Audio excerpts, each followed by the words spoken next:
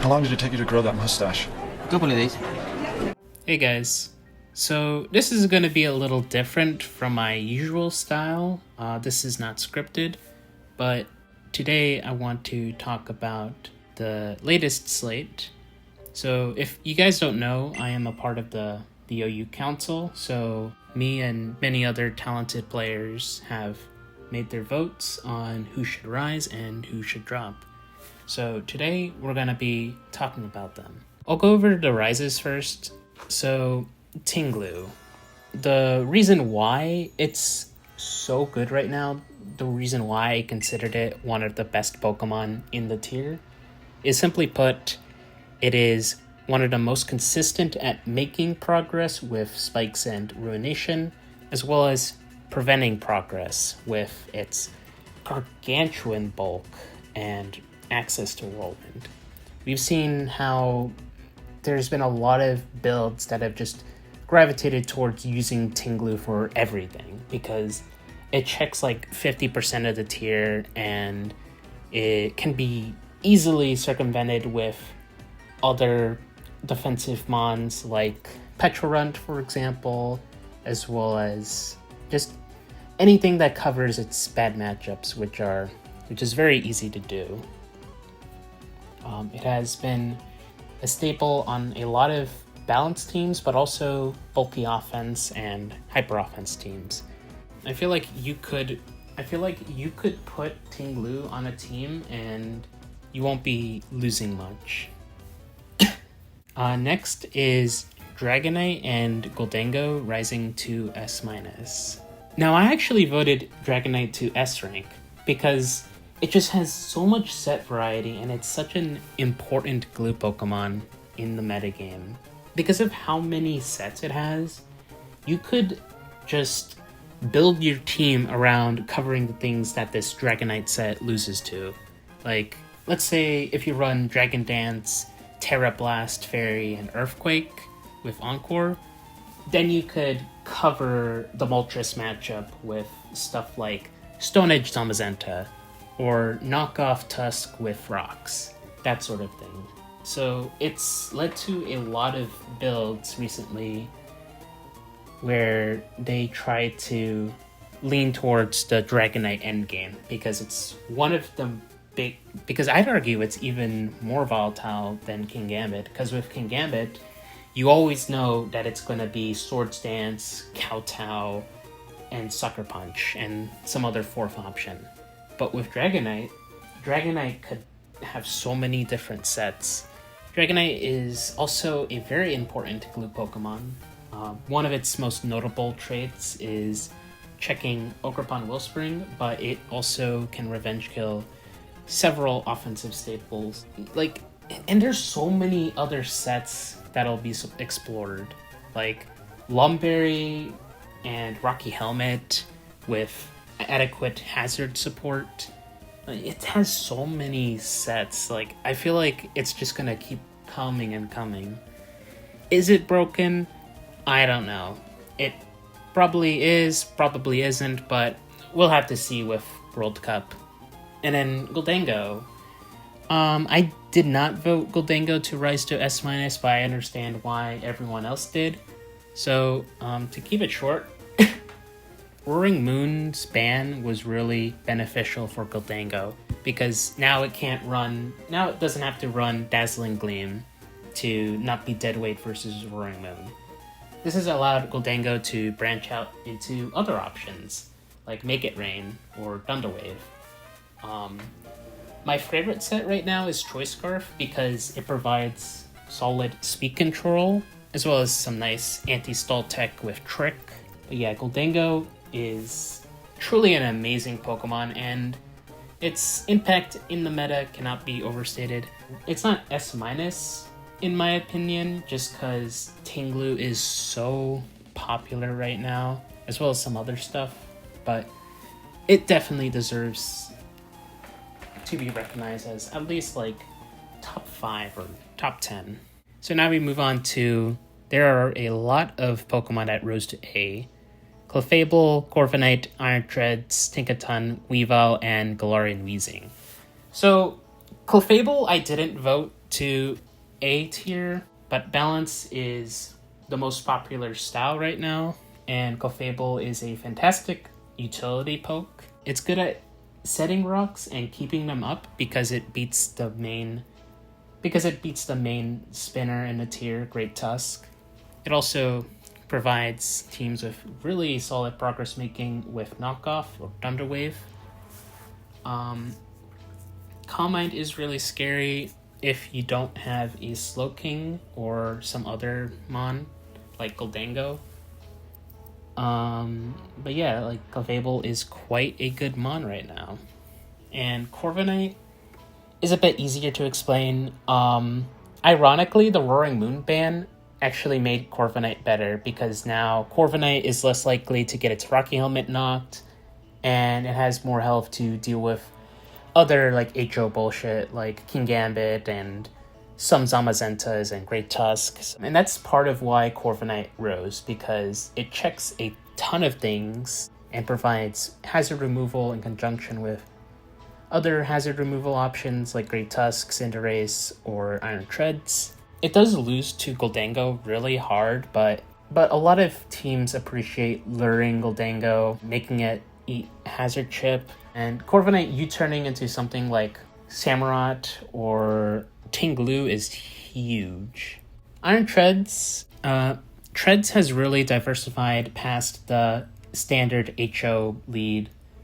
Spadef has gained some traction because it 1v1s every single spin blocker in the tier besides Sinistcha, but Sinistcha isn't super common right now.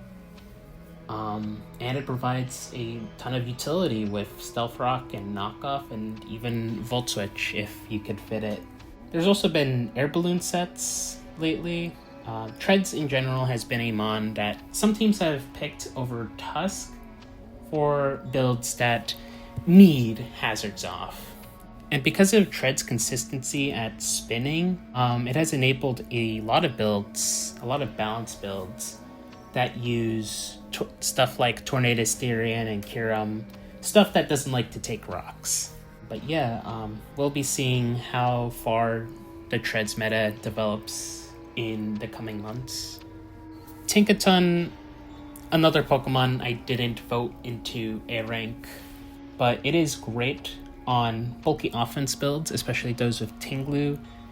You cannot go wrong with the amount of utility that Tinkaton provides. Encore is an invaluable tool in this metagame, as demonstrated by King Gambit's dominance in the tier. And even outside of stuff like King Gambit, like being able to Encore Gholdengo is fucking huge thanks to Molebreaker.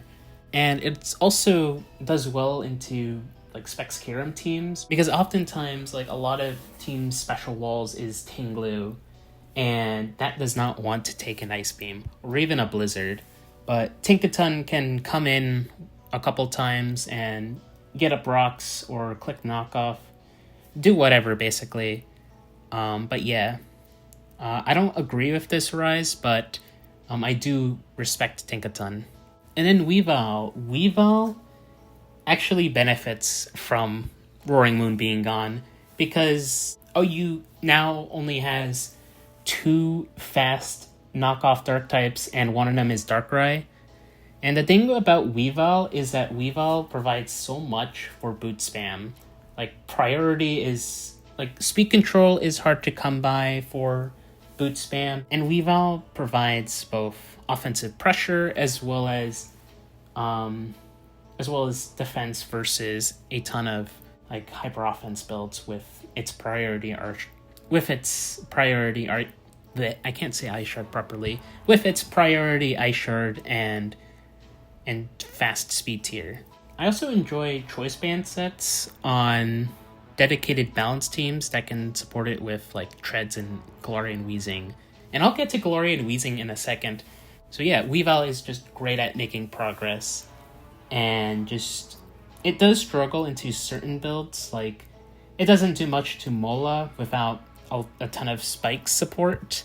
But yeah, Weavile is certainly a fantastic Pokemon on boot spam and also other structures, because Weavile has good matchups into a lot of the metagame, especially with Terra Ghost, allowing it to revenge kill Dragonite.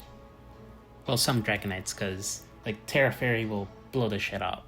And now we talk about Galarian Weezing, the biggest rise in this slate, because Galarian Weezing has revolutionized balance structures.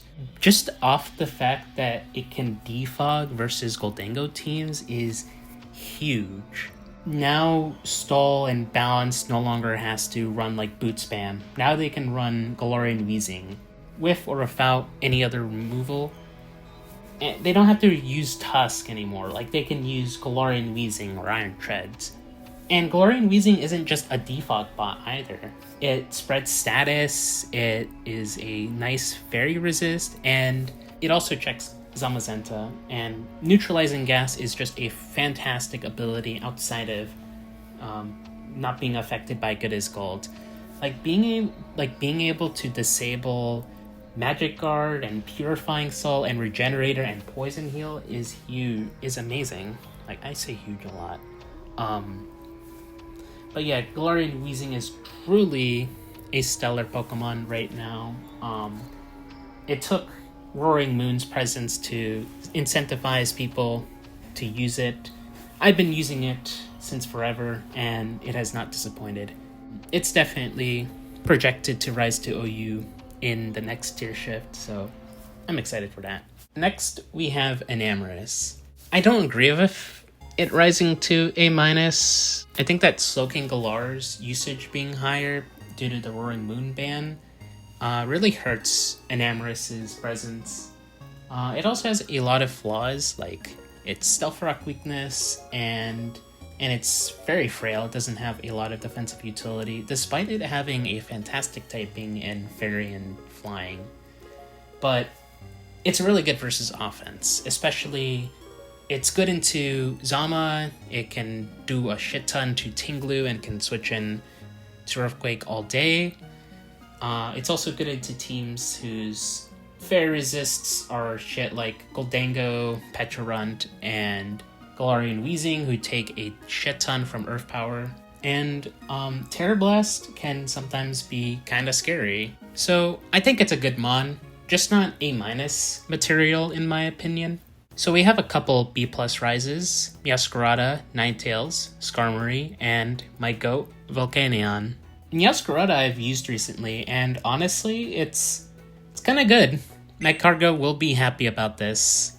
The utility of Trick on Choice Scarf sets is amazing for stopping late game cleanups from Dragonite and Kingambit.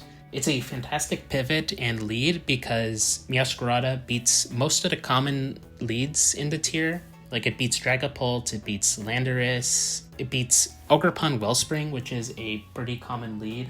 The cool thing about Meowscarada is versus certain bulky offense structures, you can force Zama to burn its Dauntless boost by forcing it in. You could force Tinkaton to lose its Balloon. You could knock Corviknight's Rocky Helmet for free. It's just a nice progress maker that's also good at speed control. And the one thing that separates it from Weavile is the fact that it's not weak to rocks, so it can comfortably run Choice Scarf or Choice Band more freely. It also does well versus Alola and Primarina with Flower Trick, which Weavile struggles with without hazard support. So yeah. And in Ninetales, Sun is quite good right now, especially after the Roaring Moon ban. While it was used on Sun, it didn't carry the playstyle. And in fact, Roaring Moon did well versus opposing Sun teams because a single Dragon Dance and it just crushed everything, especially the Terra Blast sets. But with it gone, Sun can go crazy with all sorts of compositions. It's super good versus Balance too, because they're forced to Terra something because most teams are really lazy with water resists these days. Walking Wake with the special attack Proto Boost just crushes every single common stall team. So it has a lot of good matchups. It can sometimes fumble into certain matchups like some Dragonite sets, and Ogerpon can be kind of annoying, as well as Weezing-Galar, but Sun is quite a strong playstyle right now. Skarmory, I actually voted to drop this, because Skarmory, despite its access to Stealth Rocks and Spikes, I feel like Skarm is way too passive and hard to fit. The things that it's supposed to check, it can get overwhelmed by, or the opponent can just Terra versus. Like, what is Skarmory doing to a Terra Ghost Kingambit? What the fuck is it gonna do? It's gonna keep Swords Dancing, and if it's in the late game, then you can't Whirlwind it out. I don't know. It's passive, but I do see its niche. I'm just not a fan of overly passive Pokemon. And next, my GOAT, Volcanion. You guys, I voted Volcanion to rise to B+ tier. It has been said, we recognize that Volcanion is kinda goated. Balance is popular right now, and guess what Volcanion does well versus? Spec Steam Eruption just trucks nearly the entire tier, barring Blissey and random Terra Watermons. It just does so much damage and has that nice defensive utility. It can swap into several meta staples like Cinderace, Primarina, Moltres, Iron Valiant, and even like Galarian Weezing, which is especially important because Galarian Weezing coming into Defog is free entry for Volcanion. And if they're Wisp with Strange Steam, then they're unable to hurt Volcanion. Volcanion is hard to fit, and because it's Stealth Rock weak and is quite slow, but it's definitely worth it if you can support it. The way I would build it is running like I've seen a lot of Lando with Lando Hat to deny hazards and just blow shit up with Specs Volcanion. It's a very strong core. Definitely try out Volcanion. I have an entire video on why you should use it, but yeah, it's a cool mon. Up next, we have Rises to B, Blissey, Heatran, Iron Hands, and Moltres-Galar. Blissey was a given, in my opinion. Like, if you're gonna rank Dondozo and Quagsire in B tier, then why are you ranking Blissey below them? Like, Blissey is stall, after all. Heatran is a lot like Tornadus Deerian, where it checks a lot of things and provides solid utility with Stealth Rocks, but it's only good when it hits Magnastorm. Because when it doesn't hit Magnastorm, you lose so much momentum, and stuff like Ogerpon can come in, or Great Tusk can Rapid Spin, or Ting-Lu can come in for free and just do whatever it wants, and letting something like Ting-Lu come in for free is really bad. But Heatran does check things like Gholdengo, which are quite popular right now. It also has solid utility, and with Terra you could mess up things like Zamazenta and Dragonite and click Wisp versus them. It's pretty good, but it's not super consistent in my opinion. I heard it's been getting a lot of usage in OU, but we'll have to see in the coming months. Iron Hands. So Iron Hands, it's pretty neat. It's super bulky, so you could click Swords Dance and trade with something. And even like Landorus and Great Tusk, like they can't OHKO this thing.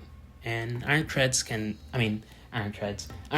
can just smoke them with Ice Punch, or even Drain Punch in Great Tusk's case. It also has good matchups into Kingambit and bulky teams in general because it's so fat and strong. Like, you can do whatever with this mon. But yeah. And then Galarian Moltres. I don't think it's beam material, at least not yet. It's good on like cheese playstyles like Veil and Webs. It is quite strong though, as a sweeper, because it resists most common priority minus Thunderclap. So it's cool. And then Ceruledge, Asuma made a video on it like a month ago, and there was also a sample team that used Ceruledge, which was very scary. But I've used Ceruledge, and this shit does so well into a lot of bulky offense structures. Ting-Lu dies to close combat, Tinkaton dies to Bitter Blade, and even Dragonite can sometimes struggle versus Ceruledge if it's not like EQ and E-Speed. Definitely a good mon. Might be difficult to support, especially if you cannot get rocks up, but it is absolutely amazing into a lot of common balance and bulky offense cores. I know most of it has been just me rambling, but I mean, that's what happens when you do this without a script. But now let's talk about Mandibuzz for a minute. It's nice.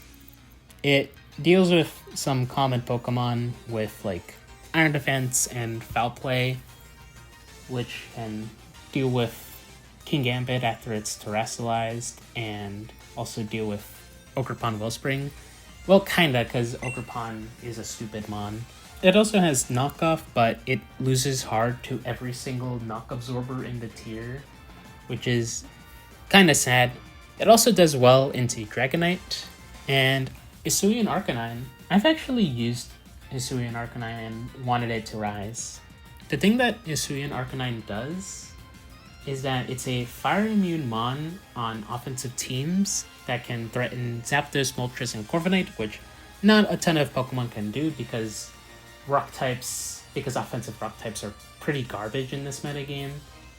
It can also spread burns on incoming Great Tusk or Zamazenta, which can swap into it usually. It also has priority with Extreme Speed, which isn't as strong as Dragonite's, but can come in clutch in certain games. Whoa, there's an iguana outside my backyard. So now I want to talk about the rises to C-.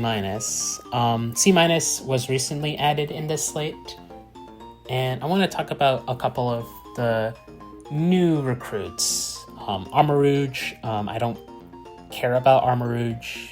Chestnut is quite good with its roll compression and dealing with physical threats like Kingambit and Ogerpon Wellspring. Entei was used a couple times from SPL. It's fine. It's similar to Hisui and Arcanine, where it can spread burns and pick off stuff with extreme speed. In DD, it's Psy Spam. Like, it's garbage, but it's usable garbage. Iron Jugulis is actually kind of neat. It can break stall with knockoff plus taunt. Mimikyu, I've never used this thing before, so I can't say anything. Necrozma, I still don't know why this thing is still in the VR, let alone in C-, but whatever, there might be something that I'm missing. So Quagsire has found itself as a staple on stall teams that need spikes but also need a physical wall for like Kingambit and shit. Quaquaval can sometimes be pretty scary with Aqua Step and its amazing coverage. It also has a ton of utility with Encore and Rapid Spin. And then Talonflame. Talonflame is good on stall teams because of its ability to both punish physical attackers with Flame Body and also collect Defog versus Gholdengo, because Gholdengo will get 2-shot by Flamethrower. So that's all the rises. Now let's talk about the drops. Not as many drops as there are rises, so we're going to be talking about them, starting with 3 drops to A tier. Landorus, Samurott, and Raging Bolt. The Lando Samurott hyper offenses that were really popular in 2024 are not as consistent as they were back then. But Lando and Samurott are obviously still amazing Pokemon. Samurott is the second best spiker in the tier. Lando is one of the best rockers you could have. because it's good at getting rocks up and also keeping them up, because it beats every single relevant defogger and rapid spinner. It does have its issues. Sometimes it struggles with certain matchups, like Ogerpon is a huge one that really threatens this core. And Samurott has a lot of fundamental issues with its speed and lack of bulk. It also has a bit of an item slot syndrome. Like, it wants boots, it wants Assault Vest, it wants Choice Scarf, but it can't fit those at all. Plus, Galarian Weezing's higher usage has led to Samurott being less consistent at keeping spikes up, because Galarian Weezing can 1v1 Samurott. Raging Bolt, I could just say Ting-Lu and you guys would get it, but I feel like that's low-hanging fruit, and if Raging Bolt was to reach for that, then it would hurt its neck. There's more to why Raging Bolt hasn't been doing so hot lately. One of the reasons is that in a tier full of dragons and fairies and ground types, it is quite difficult to position Raging Bolt in, especially since it doesn't have a lot of defensive utility. Like, realistically, like, the one thing it's meant to, like, the two things that it's meant to check are Zapdos and Ogerpon Wellspring. But the problem with that is that realistically, like, you're gonna be switching into rocks, Ogerpon is gonna click Ivy Cudgel, and it's gonna U-turn out, and you're gonna be taking like 60% from that exchange. And also you've burnt your booster, and also Ogerpon is gonna U-turn into Ting-Lu, because Ting-Lu is a really common partner for Ogerpon. It's difficult to position, and it doesn't have a lot of safe switch-ins to start setting up. Because of its like awkward speed tier and lack of defensive utility, it's pretty difficult to bring in and slap onto a team compared to something like King Gambit, who has even better defensive utility. Also, there was a lot of Terra Ground Dragonites running around, so I don't know. It's a bit inconsistent, but it's still quite good in the metagame, because Thunderclap is valuable for priority. Specs is pretty deadly if you're not running into Ting-Lu or Spadef treads. And it's quite good at trading, similar to stuff like Iron Hands. So, still a good mon, but it's definitely far from being elite like it was earlier in the meta. Iron Moth, I'm gonna be honest, this shit is ass. Like, it should drop lower. The problem with Iron Moth is that there are so many defensive structures where Iron Moth is absolutely useless. And unlike Zamazenta, where Zamazenta can at least provide utility defensively and can swap in multiple times, Iron Moth is not that. Iron Moth can come in like once and it burns its booster, which is really bad. And then it's taking like 25% from rocks. Oh my! And it does absolutely nothing to Slowking Galar without resorting to some shit like Terra Blast Ground. And if you run into a Ting-Lu, good fucking luck, because Iron Moth is so fucking weak. Like, I've seen this thing do like 33% to Petrarund, and then Petrarund parting shots out. Or, like, why the fuck is this thing does like 80% max to Tinkaton? Like, I know it's supposed to be like especially bulky, but this is a fucking Iron Moth we're talking about. That shit has 140 special attack, and the only reason it's not able to use all that is because you need to use Speed Booster in order for it to actually be fucking good. I don't know. Drop this shit. A- is not enough. This mod is ass. Like, the only reason I ever consider using it is when I need a Toxic Spike Absorber, but at that point, I'm gonna be using Petrarund, or I'm gonna be using Okidoki over this shit. Fuck Iron Moth. Now that that's over, let's talk about a Pokemon that's not bad. Lokix. It just hasn't been seeing that much usage, especially in a post-Roaring Moon meta, where its traits aren't as needed as they were before, but still quite good. And it also royally fucks up Ting-Lu. Like, you swap in for free and you threaten with Leech Life or U-Turn or Knockoff. Still quite a good mon. Ninetales and Ursaluna both dropped to B tier. Ninetales is pretty simple to explain. With Roaring Moon gone, Veil is a lot less consistent because the breaking power and sweeping potential of Roaring Moon is now absent. So, I mean, it's still good into certain matchups, but it can feel very inconsistent. And Ursaluna, it just hasn't been seeing a lot of usage, so its B+ ranking didn't really reflect that.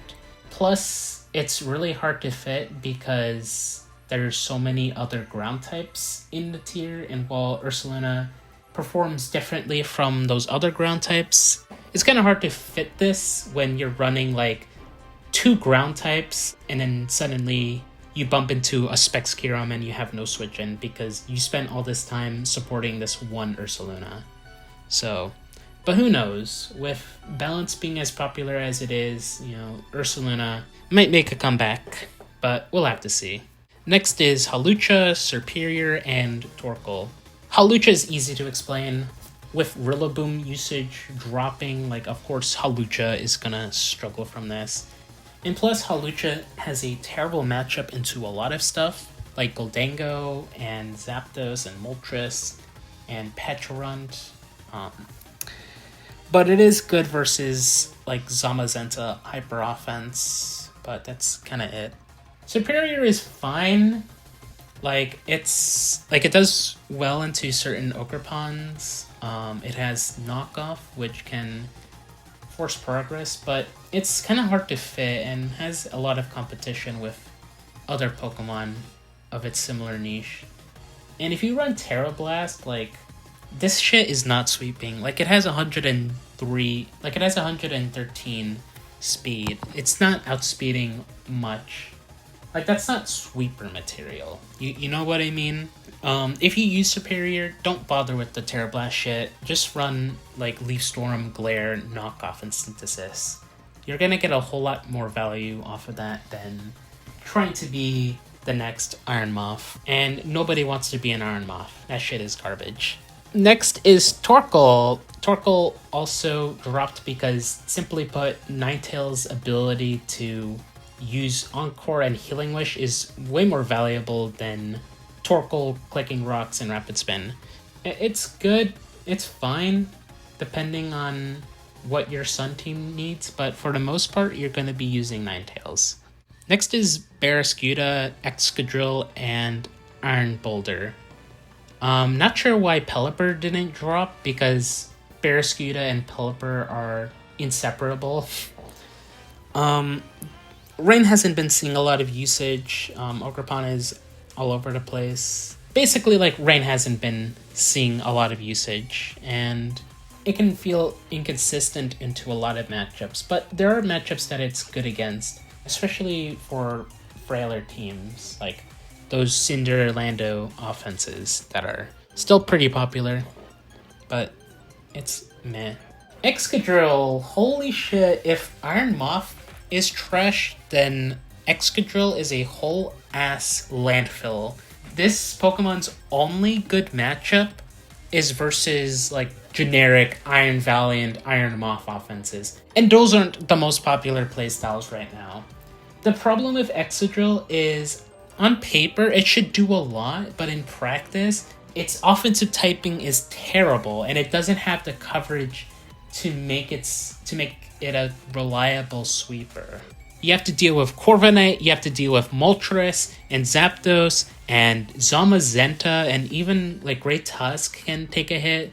And there's also, like, Landorus, and there's tons of priority running around, like King Gambit's Sucker Punch, like, and Gliscor is a pretty big issue if you run into, like, Knock and EQ variants.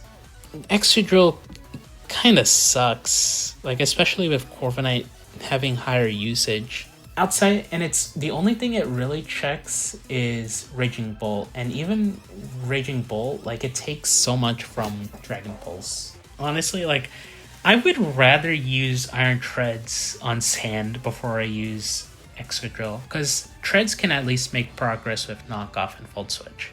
Excadrill can't fucking do that.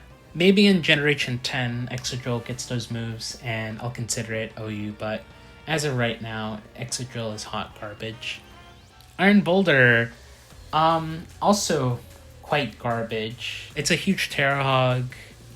And despite how fast it is, offensive teams aren't really threatened by it anymore because stuff like Gholdengo and Zamazenta are super popular on like aggressive builds. So like Boulder isn't really doing shit.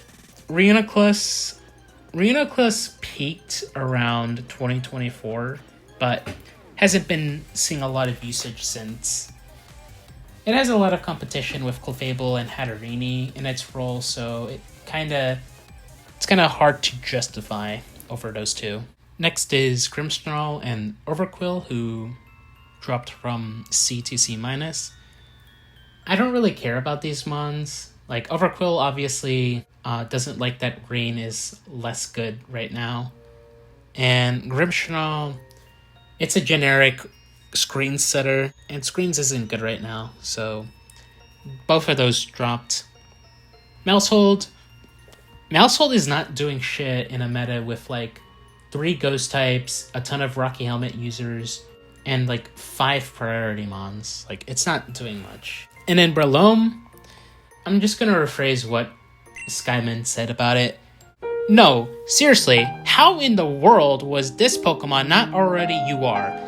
There is no Spore. Gholdengo exists among plenty of other Pokemon who just dog walk it, and this guy's stats are obscenely garbage too.